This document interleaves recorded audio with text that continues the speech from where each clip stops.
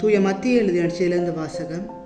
அதிகாரம் 13, இறைவசனங்கள் 54 தொடக்கம் 58.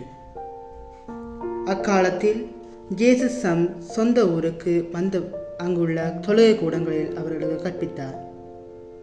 அதை கேட்டவர்கள் வியப்பில் ஆழ்ந்தார்கள்.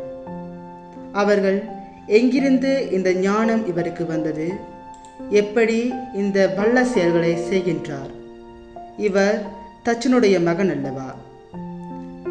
இவருடைய தாய் மரியா என்பவர் தானே? யாக்கோபு, ஜோசேப்பு, சீமோன், யூதா ஆகியோர் இவருடைய சகோதரர் அல்லவா? இவர் சகோதரிகள் எல்லோரும் நம்மோடு இருக்கிறார்கள் அல்லவா? பின் இவருக்கு இவையெல்லாம் எங்கிருந்து வந்தன என்றார்கள்.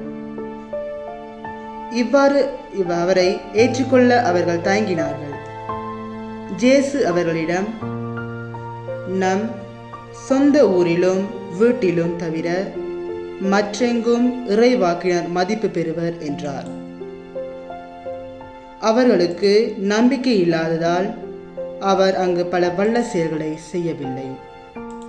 இது கிறிஸ்து வழங்கும் வாழ்வு தரும் நற்செய்தி.